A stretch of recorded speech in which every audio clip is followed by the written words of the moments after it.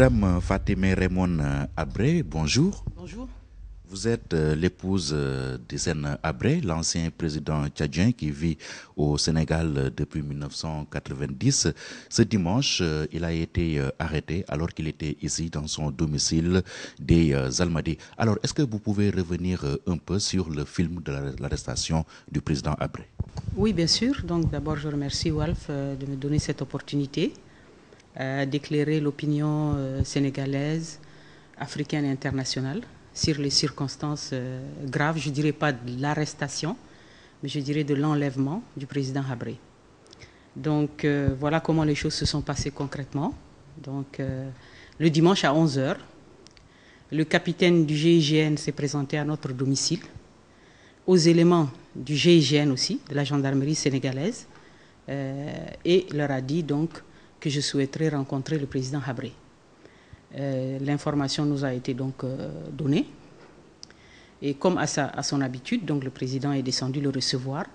Ce qu'il faut bien comprendre, que c'est ce capitaine de la gendarmerie sénégalaise du GIGN, est un familier de notre domicile, puisqu'il vient souvent pour des briefings de sécurité et autres. Donc c'est tout à fait naturellement qu'il est descendu le recevoir au salon. Donc c'est à ce moment-là que d'autres personnes donc, qui étaient planquées, se sont introduits donc, dans le domicile à toute allure et donc sont rentrés donc, derrière lui au salon en disant voilà, nous sommes venus pour vous arrêter, on nous a donné des instructions et voilà. Donc le président leur a demandé donc, de monter, se changer, tout ça. Ils ont dit il n'a opposé aucune résistance? Non, non, pourquoi? Non, pas du tout, il n'a pas opposé de résistance. Et ils étaient une dizaine d'hommes armés quand il rentre chez vous. Donc je pense que voilà, il a eu une attitude calme, normale. Et donc voilà. Et ils ne lui ont pas donné le choix. Donc c'est pour ça que j'ai dit que c'est un enlèvement. Le document brandi, c'est un document totalement irrégulier. D'autant plus qu'ils ne peuvent pas aujourd'hui dire de quoi il s'agit exactement. Donc voilà, donc, ils l'ont donc un peu poussé, encadré à la sortie. Et ils sont partis donc. Vous dites que le document brandi était irrégulier, mais c'était quoi le motif? Qu'est-ce qu'ils ont précisé dans le document? Ils n'ont rien précisé du tout. Ils ont dit qu'on est venu pour vous arrêter. On a eu des instructions des autorités, du procureur, etc. Et voilà, c'est tout. Et donc, voilà, donc il n'y avait pas le choix. Donc c'est en cela que je dis que c'est un enlèvement. Et le fait d'utiliser ce subterfuge du capitaine de la gendarmerie sénégalaise, chargé de notre sécurité, il faut le dire, et le dénoncer, parce que c'est un peu, si on veut dire, le cheval de Troie qui a été utilisé. Donc si on veut convoquer le président Habré, ben, on le fait dans les règles. Et je crois qu'il a eu déjà à se rendre à des convocations de juges et autres, sans opposer quoi que ce soit, tant que ses droits sont respectés. Mais quand des individus utilisent un cheval de Troie, a fortiori quelqu'un qui est chargé de votre sécurité, c'est un peu un acte de trahison. Et je ne pense pas qu'on peut dire que c'est très honorable. Qui a trahi qui ici?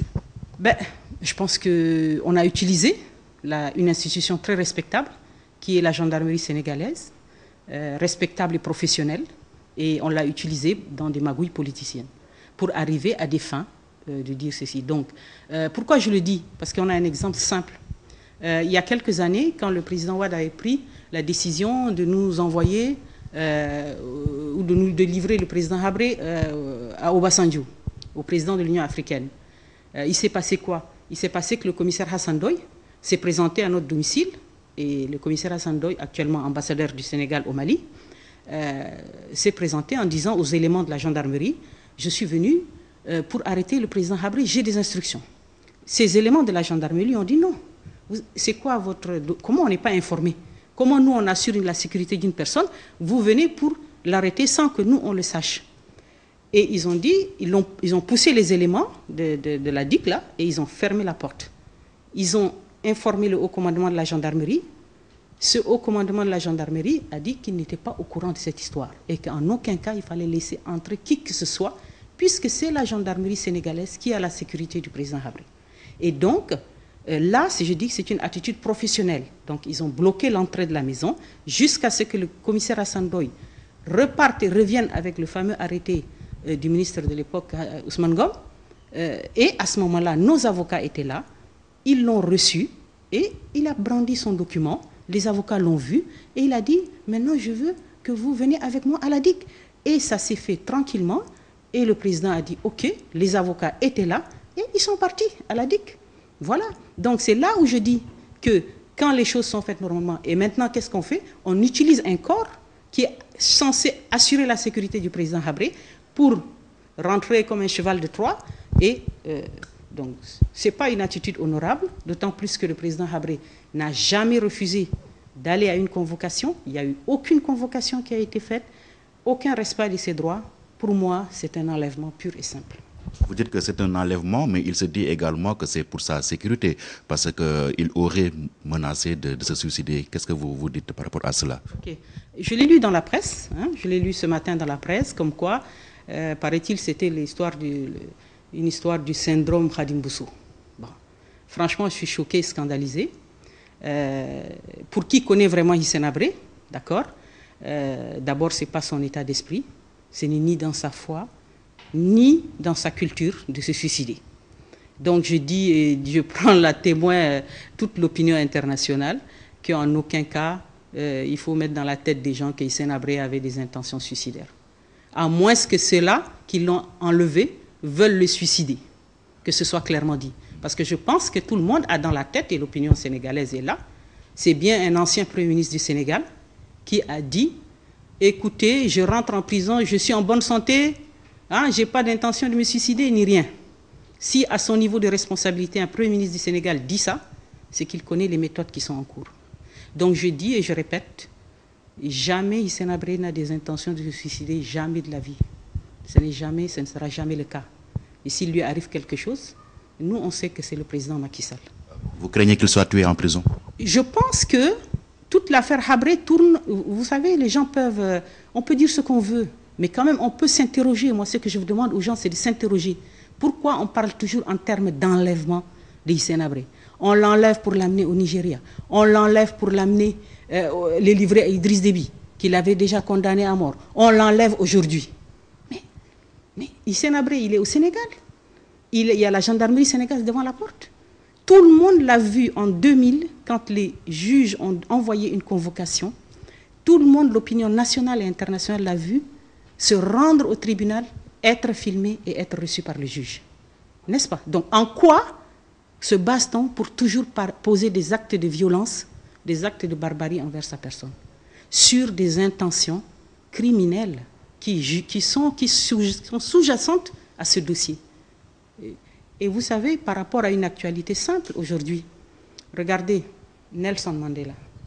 Aujourd'hui, il est à l'hôpital. Hein, tout le monde craint pour sa vie. Il a des séquelles. Il est sous assistance respiratoire du fait, comme l'ont dit ses médecins, d'une vieille tuberculose qu'il avait contractée en prison. Et si vous voyez les débats et les enquêtes de la commission Vérité et Réconciliation, elles ont révélé que lors de son séjour carcéral, le régime de l'apartheid l'avait mis en contact avec les bacilles de Koch qui transmettent la tuberculose. Donc c'est à dessein qu'on l'a mis en contact, on l'a rendu malade, on l'a mal soigné, mal détecté, et il en a des années et des années après toujours gardé des séquelles jusqu'à aujourd'hui. En fait, le parallèle avec ce qui arrive à votre mari. Oui, je dis que de tout temps, ils ont cherché à mettre la main sur lui. C'est pour ça qu'on tourne toujours autour des questions d'enlèvement. Et si on essaye de vous enlever d'un endroit où vous êtes en sécurité pour vous mettre entre des mains ennemies, ce n'est pas pour vous faire de la causerie, c'est pour vous mettre en danger. Et il y a 1000 façons de le faire. Comme je l'ai dit, cet ancien Premier ministre sait de quoi il parle. En tout cas, cette arrestation intervient 48 heures après la visite de Barack Obama ici au Sénégal. Est-ce que vous irez jusqu'à faire la relation entre cette visite et l'arrestation de M. Habré? Pas du tout. Je dis pas du tout. J'ai vu effectivement dans la presse un communiqué de M. Reed Brody disant que le président Obama a félicité Macky Sall, etc., d'avoir institué les chambres africaines. Bon, je dirais que ce sont des grands spécialistes de la com. C'est un coup médiatique, d'accord? Mais si vous analysez bien le texte, on voit bien qu'il a pris la précaution de dire c'est lors du tête-à-tête, d'accord? Du tête-à-tête entre Macky Sall et le président Obama. Et si on connaît ce qu'on... À mon niveau, je peux dire qu'il y a quand même une petite expérience de ce qui se passe à ce niveau de responsabilité.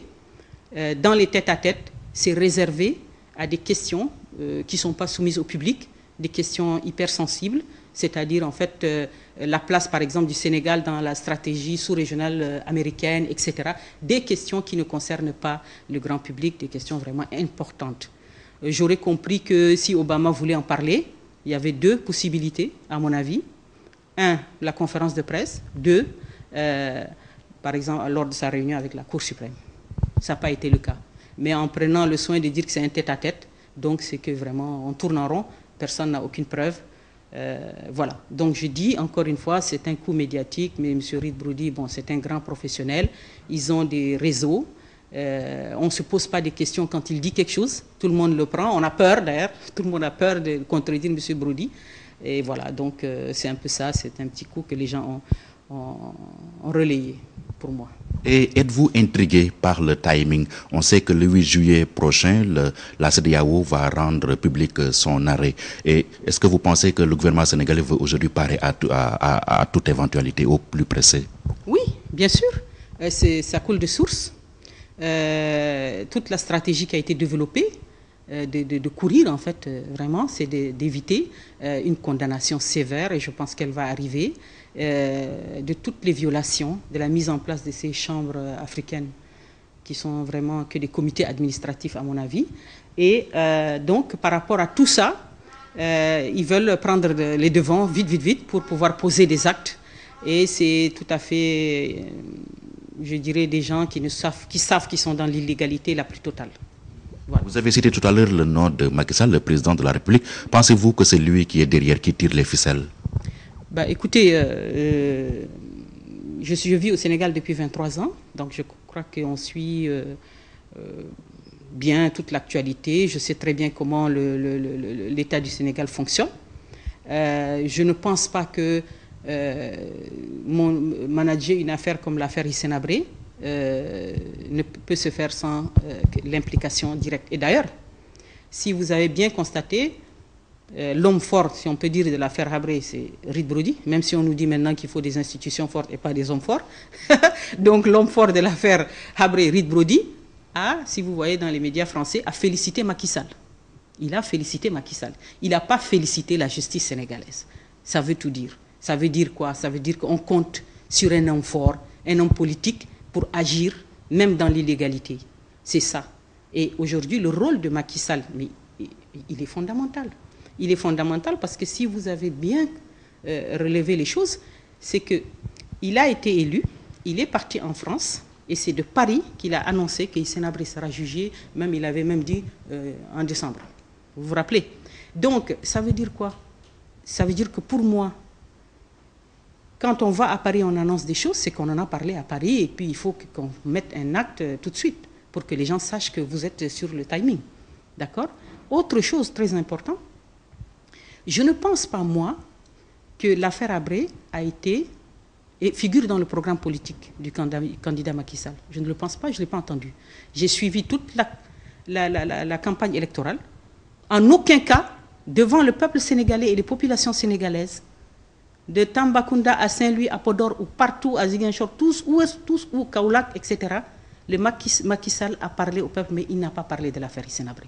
Donc ça veut dire quoi? Que l'affaire Hissène Habré, ce n'est pas l'exécution d'une promesse faite au peuple sénégalais. Il a parlé d'état de droit dans son programme Yono Yokouté. D'accord, l'état de droit, mais ça englobe tout. Mais l'affaire Hissène Habré, c'est autre chose aussi. Donc, il n'a jamais été le cas. Donc ça veut dire qu'aujourd'hui, l'exécution de cette affaire, la mise en branle et tout ça, le fait de foncer là-dessus, et si on peut dire globalement l'opération de liquidation politique du président Habré, ce n'est pas une exécution d'une promesse électorale devant le peuple sénégalais. Mais c'est surtout, peut-être, et c'est le cas, l'exécution d'un contrat, peut-être en amont, avec l'étranger sur l'affaire Habré. Vous êtes liquidation politique et non liquidation physique. Mais c'est le préalable. C'est le préalable. On organise une opération de liquidation politique, je pense, que la façon dont les choses sont managées est une opération de liquidation politique qui va conditionner l'opinion à travers cette histoire de procès et tout. Et une fois qu'on a enlevé la personne, on l'a entre les mains. Et on peut, à ce moment-là, la liquider physiquement. Voilà. La personne enlevée, comme vous dites, est-ce que vous l'avez vue depuis 48 heures? Oui, je l'ai vue hier. Vers 15h30, la DIC m'a appelé pour me demander d'amener des repas. Donc je suis allée, je l'ai vue à la DIC. Il a le moral? Bon, ça va. Bon, je ne peux pas dire qu'il va bien, d'accord? On ne peut pas aller bien dans des endroits pareils, hein, c'est clair. Et voilà. Il n'a subi aucune sorte de sévice? Non, non, pas du tout. Pour l'instant, en tout cas, je n'ai pas vu. Il ne s'est pas plaint de quelque chose. Voilà. Et qu'attendez-vous concrètement des autorités sénégalaises? Moi, je n'attends rien. Je pense que je n'attends rien. On est entre les mains d'un État qui fait de nous ce qu'il veut. D'accord? Et c'est le cas depuis 13 ans. On nous harcèle, un harcèlement judiciaire, aujourd'hui physique, puisqu'il y a eu une opération d'enlèvement. Et voilà. Donc, les gens ont monté cette affaire. Ils en tirent profit. Ils y vont. Nous, on sait c'est quoi un État. Et on sait c'est quoi un État. On sait quels sont ses moyens de coercition. Et nous sommes là, on subit ce qu'il fait. Voilà. On ne peut pas... Aujourd'hui, quel est notre statut? Quel est notre statut? J'aimerais le savoir. Donc, Hissène Habré, réfugié politique, où sont ses droits non respectés? Moi, je suis venue au Sénégal avec mes enfants. Lui, il est venu au départ et nous, nous sommes arrivés après. Je pense qu'on n'est pas des clandestins dans ce pays.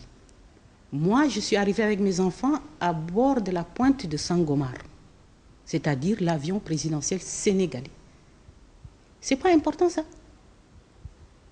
Alors, donc, les gens, on est conscient que quand vous êtes un homme politique, et avec une histoire aussi grave et tourmentée que l'histoire du Tchad, et que la personne et le profil de Hissène Habré, on est conscient que des enjeux importants ont été remis en cause par son engagement personnel, à la fois par rapport à la France, à la fois par rapport à la Libye.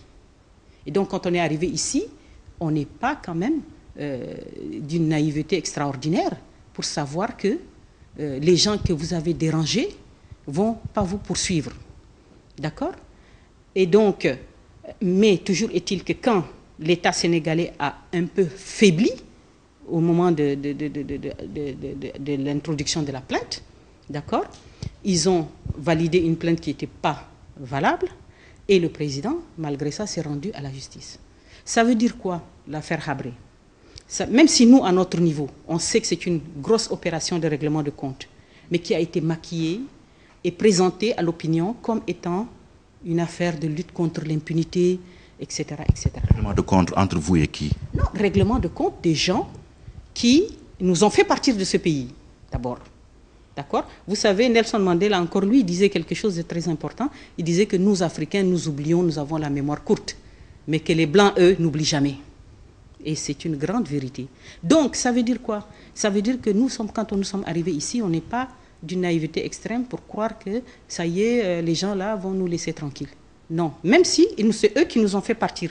Même si ce pays-là, ils l'ont aujourd'hui en coupe réglée, et malgré ses potentialités extraordinaires, malgré le pétrole, malgré ceci, malgré cela, aujourd'hui, il est toujours, toutes les institutions financières les mettent toujours au banc des autres. L'allusion, elle est claire, c'est Idriss Déby. Hein. Mais voilà, donc ça veut dire qu'on a fait peut-être partir Hissène Habré, mais on ne nous a pas démontré qu'on pouvait faire mieux que tout ce qu'il a fait pour son pays. Et donc je dis que quand les gens, vous avez des ennemis qui arrivent masqués, d'accord? On les a affrontés, parce que qu'est-ce qu'ils ont dit? Ils ont dit on choisit la voie de la justice. Nous réclamons la justice. Ils ne sont pas venus avec des chars ou de la guerre, n'est-ce pas? Quand vous avez des ennemis, il y a deux voies. Donc on dit, bon voilà, c'est la guerre. On la connaît, la guerre. Tout le monde prend ses armes et on se bat. Celui qui a gagné, c'est celui qui a gagné, n'est-ce pas? Mais les lois de la guerre, on les connaît. Mais maintenant, les gens ont dit non, on arrive avec la justice. Nous, on veut justice. Ok. Mais la justice, la vie en société, c'est réglementé. La justice a ses règles. Donc nous, on a dit ok.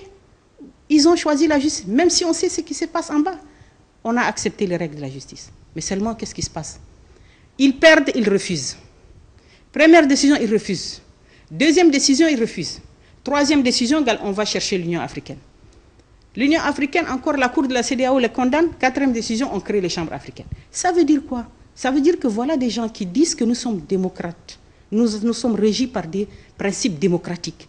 Nous allons entamer une action judiciaire. Mais d'emblée, on refuse si on perd.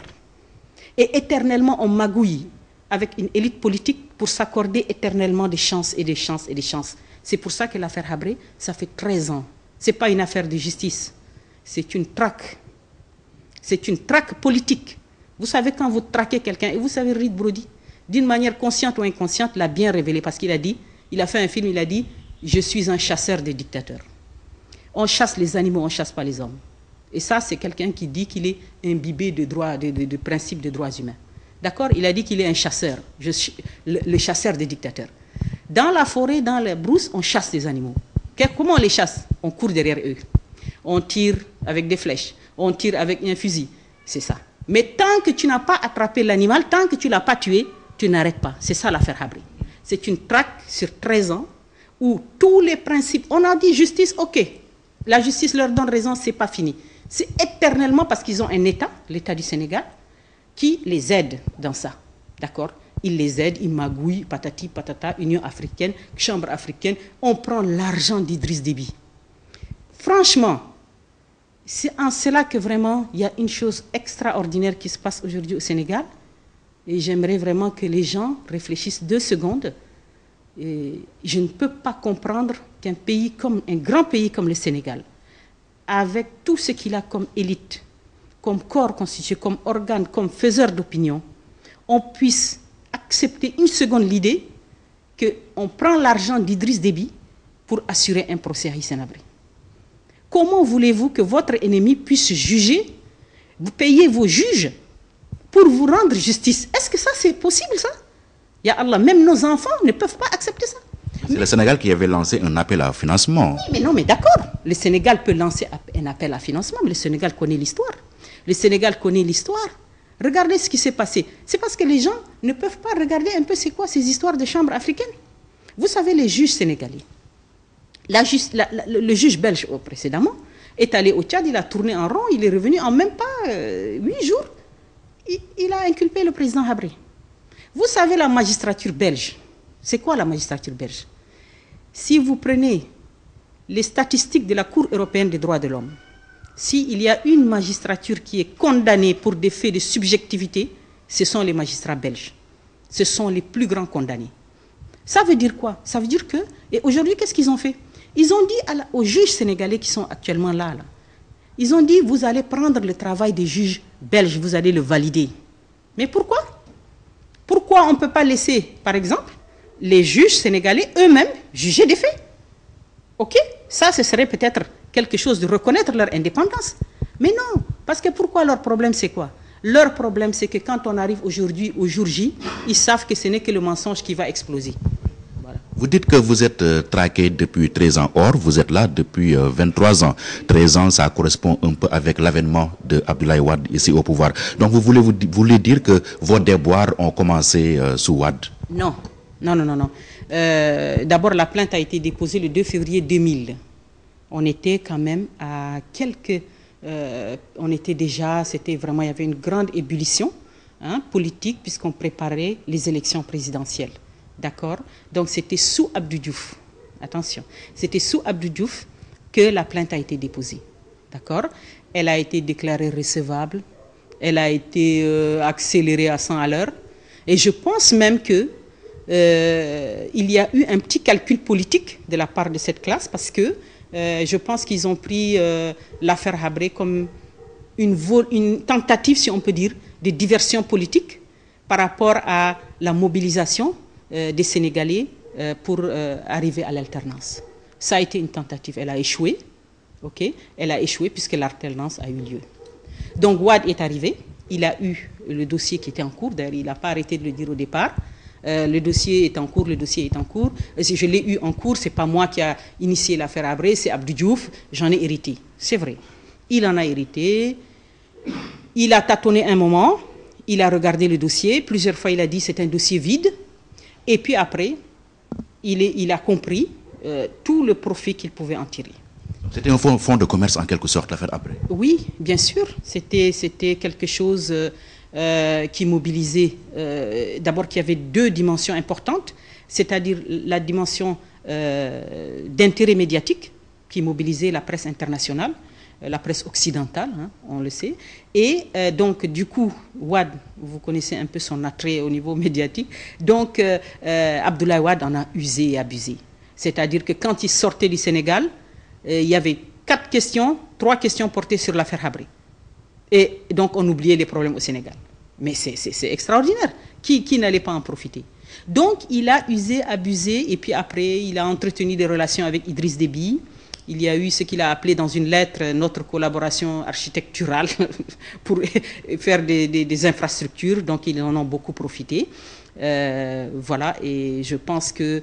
je ne peux pas dire, parce que ce que parfois les gens disent, ils disent que oui, mais Wade n'avait pas la volonté de faire, etc., de juger Hissène Habré. Mais il a tout fait, Abdoulaye Wade. Et aujourd'hui, ce sont les lois et les révisions constitutionnelles et tout que Abdoulaye Wade a fait qui sont en train de vouloir appliquer au niveau des chambres africaines.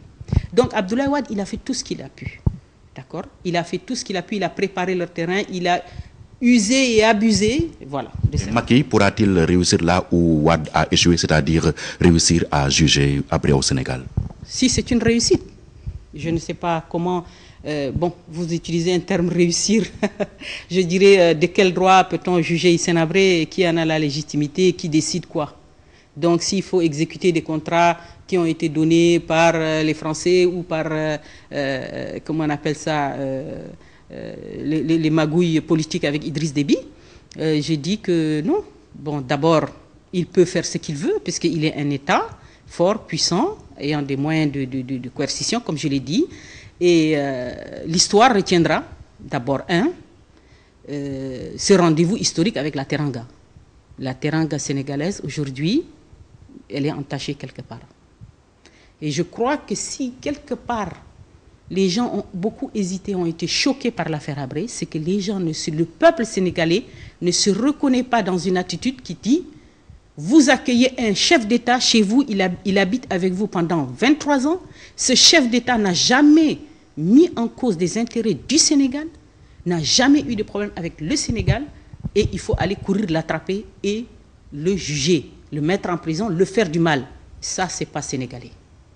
Nous, on vit depuis 23 ans dans ce pays et les gens ne se reconnaissent pas dans ça. Les Sénégalais, ils aiment aussi la justice. Oui, mais qui a refusé la justice? Il y a eu 7 décisions de justice dans l'affaire Habré.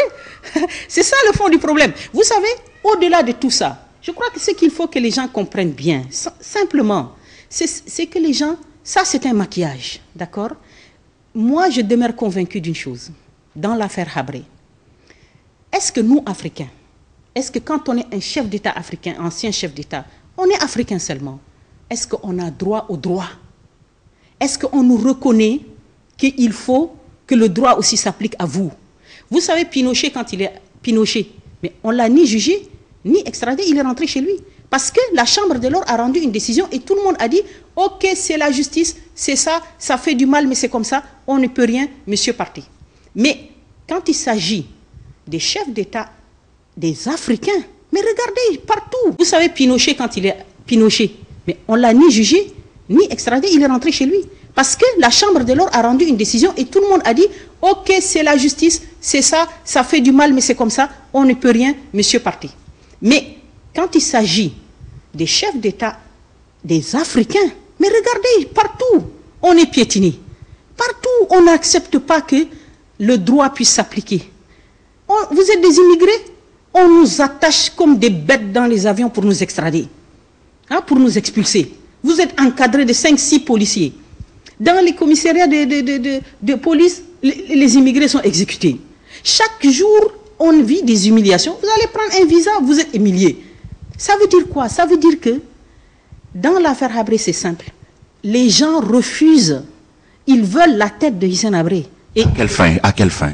Mais à des fins de règlement de compte et de vengeance. C'est là où les gens, comme je disais tout à l'heure en faisant allusion à Nelson Mandela, je disais qu'il dit que nous, Africains, on est des sentimentaux, on oublie. On a oublié beaucoup de choses, beaucoup de mal qu'on nous a fait. Mais les gens, eux, là-bas, ils n'oublient pas. Mais écoutez, c'est très important parce que Hissène Habré, au-delà de sa personne et de son parcours historique et politique, c'est un profil. Moi, ce qui m'intéresse, c'est les profils. Vous voyez? Des profils des chefs d'État. C'est-à-dire des chefs d'État qui disent je m'intéresse d'abord aux questions fondamentales de mon pays, c'est-à-dire les intérêts économiques. Ok? C'est ce profil-là qui dérange. D'accord? Si vous êtes un exécutant, vous êtes un exécutant aujourd'hui au Tchad.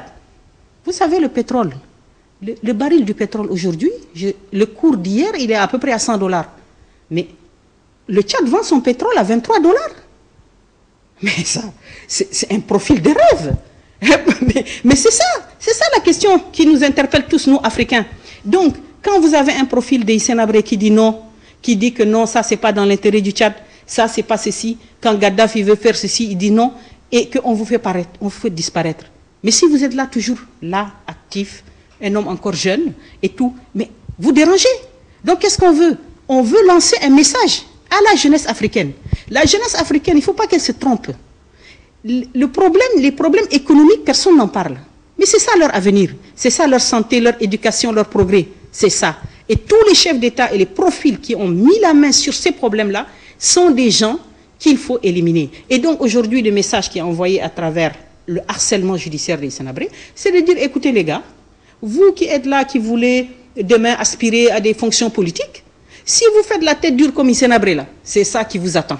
Mais si vous êtes des bénis oui des exécutants, vous allez rester au pouvoir 20 ans, 30 ans, 40 ans. C'est ça. Voilà. Concrètement, qu'attendez-vous du procureur des chambres africaines qui doit rencontrer la presse cet après-midi? Non, moi je ne reconnais pas ces gens-là. Je suis désolée. Je ne les reconnais pas.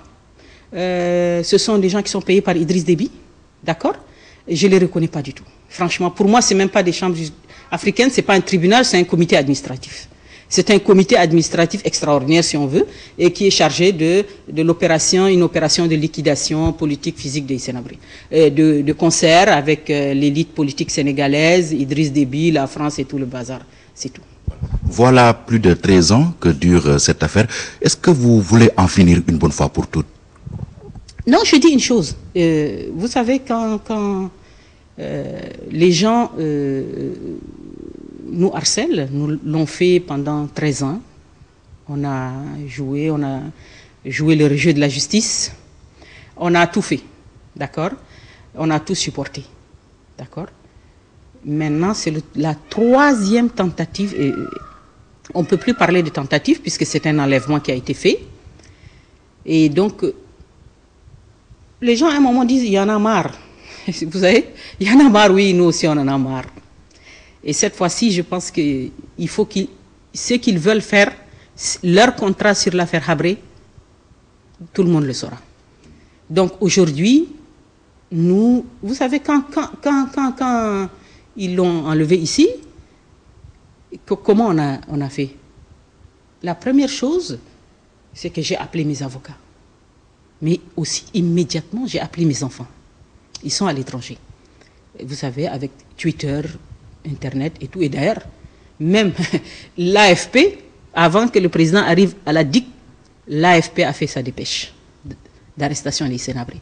Vous voyez? Donc ça veut dire qu'il y a beaucoup de choses que peut-être les gens ignorent, mais il est temps que ça s'arrête. Vous avez appelé vos enfants pour leur dire quoi? Que les carottes sont cuites? Non, pourquoi? Non. Vous savez, pourquoi les carottes sont cuites? Jamais. Elles sont cuites pour des gens qui sont pas droits dans leurs bottes. Et je suis désolée. Nous sommes indignés, choqués, scandalisés. On en a ras-le-bol. On sait que c'est une vaste farce. Et je dis encore une fois, quand des gens vont aller au Tchad et prendre l'argent d'Idriss Déby et venir dire qu'ils veulent rendre justice à Hissène Habré, jamais de la vie nous l'accepterons, nous le cautionnerons de quelque façon que ce soit. Nous sommes entre leurs mains, on en est conscient. Ils en ont usé et abusé, magouillé, patati, patata. Et vous savez même, maintenant, l'armada va commencer. L'armada médiatique, le rouleau compresseur, tout ça, on le sait. Le délégué de l'Union européenne ne l'a pas caché il y a quelque temps. Il a dit, par rapport au budget des chambres africaines, une partie sera utilisée pour, comment dirais-je, voilà, pour la stratégie d'accompagnement du tribunal. Ça veut dire quoi en langage décodé? Ça veut dire donner de l'argent à la presse sénégalaise pour qu'elle attaque Hissène Habré et qu'elle aide le tribunal dans son opération de liquidation politique du président Habré. Vous faites des accusations graves là? Non, je ne fais pas des accusations. Je peux vous sortir la dépêche du délégué de l'Union européenne qui l'a dit au sortir des réunions sur les bailleurs de fonds. Il a dit une partie du budget sera donnée à la presse, aux médias, pour accompagner le tribunal. Ce sont ses propres termes. On a les dépêches, on peut les sortir. Je ne dis jamais des choses aussi importantes à la légère. Et vous pensez qu'il y a un traitement médiatique inéquitable en défaveur de votre mari, le président Hissène Habré? Bon, écoutez, franchement, même Pierre-Édouard, vous êtes un professionnel. Je pense que c'est dommage. Même, par exemple, vous lisez la presse, vous dites le dictateur Hissène Habré, patati patata. C'est qui décide que vous êtes dictateur? Qui décide que vous êtes dictateur?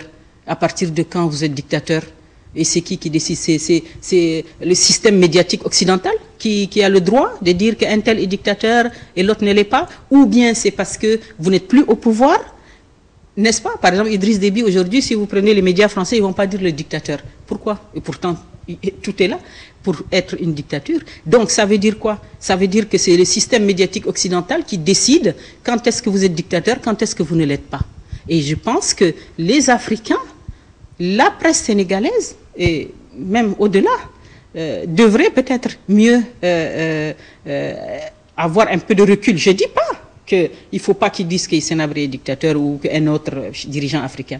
Donc le traitement médiatique, mais ça n'a même pas de comparaison.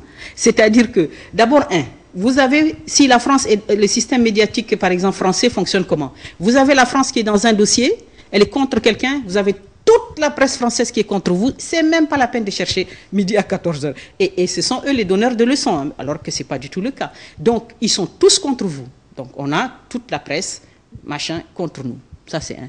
Au Sénégal, ça fonctionne comment?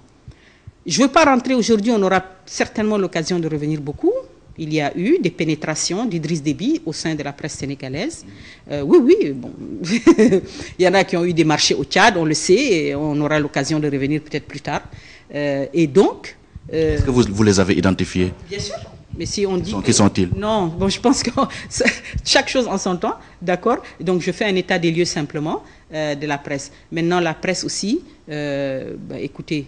Je ne peux pas l'ignorer, que la presse aussi, elle peut déranger dans des prises de position, surtout quand vous avez par exemple un État qui viole des droits, et si la presse qui quand même fait l'opinion, construit une opinion, si cette presse-là martèle, dénonce, ça les dérange. Donc à partir de ce moment-là, il y a effectivement des interventions médiatiques du comité qui est chargé de gérer l'affaire Habré pour un peu atténuer certaines choses. Oui, rapidement, on s'achemine inéluctablement vers un procès du président Hissène Habré. Pensez-vous qu'il aura droit à un procès équitable? Mais non, mais déjà on commence par vous enlever. D'accord? C'est quoi? C'est déjà les premières violations, sans compter tout l'historique de l'affaire. D'accord? Si un État ne respecte pas des décisions de justice, d'accord? Pourquoi ils ont fait aujourd'hui cette accélération, cet enlèvement? C'est parce qu'ils craignent la décision de la Cour de justice de la CEDEAO. Si on est dans le bon droit, pourquoi craindre? Voilà. Et donc aujourd'hui, on pose des actes rapides pour pouvoir prendre et accélérer les choses et ne pas respecter ou subir les accusations. Je ne reconnais même pas à ces gens-là le droit de juger Hissène Habré. Pourquoi on juge Hissène Habré, on ne juge pas X, Y, Z? Qui décide quoi dans cette affaire? Okay? Donc, ils font ce qu'ils veulent. Moi, je ne reconnais pas une histoire de procès là-dedans.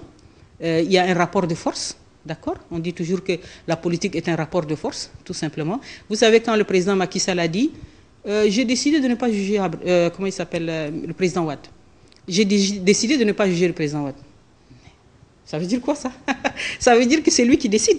C'est lui qui décide de juger Wade, de le laisser, de le prendre. Donc, il décide aussi de juger Habré. Ben, il n'a qu'à le faire. Alors. Vous êtes au Sénégal depuis 23 ans maintenant. À quoi se résume votre quotidien à Dakar? Ben, écoutez, notre quotidien est une vie tranquille, simple. On s'occupe de nos affaires, on vit tranquillement, on s'occupe aussi de la politique sénégalaise, on regarde, voilà, on a une vie tout à fait simple et tranquille. Et puis bien sûr cette histoire qui nous pourrit la vie depuis 13 ans.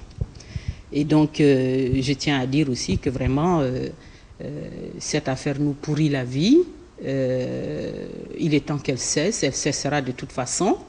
Ce qu'ils veulent faire, ils n'ont qu'à le faire. Et puis nous on est là et on voit. Depuis que vous êtes là, vous êtes plus ou moins dans l'ombre. Qu'est-ce qui explique, qu'est-ce qui motive votre sortie d'aujourd'hui? Non, mais c'est le ras-le-bol. Et je pense que quelque part, hein, les hommes africains, bon, ils font ce qu'ils veulent, mais je crois que les femmes africaines, il est temps aussi qu'elles disent ce qu'elles veulent, ce qu'elles pensent de leur vie, de leurs tourments, de leurs problèmes qui les confrontent à cette affaire. C'est une affaire politique, c'est une affaire qui me concerne, puisqu'elle concerne ma famille, l'avenir, nos enfants. Mais c'est tout à fait naturellement que je me lève, je défends mon mari qui est un homme qui a passé les meilleures années de sa vie à défendre son pays. Voilà, Madame Fatim Raymond Abré, merci. Voilà, je rappelle que vous êtes l'épouse de l'ancien président tchadien Hissène Habré. Vous vivez à Dakar depuis 23 ans maintenant. Ça a été un plaisir au nom du groupe Walfadjri. Nous vous disons merci. Merci et donc encore une fois merci à Walfadjri, je demeure à votre entière disposition. Je remercie aussi au passage tous les amis, parents sénégalais, les gens qui sont à l'étranger, les gens au Tchad qui sont très inquiets, qui nous appellent sans arrêt pour savoir, je dis ça ne va pas bien au Sénégal. Ces gens-là ne sont pas des gens fiables, ils sont dangereux pour le président Habré. C'est mon message à toute notre famille, tous nos parents, tous nos amis. Il ne faut pas croire qu'on est dans un schéma où les gens vont respecter les droits de Hissène Habré. Non, il est en danger. Voilà. Merci beaucoup.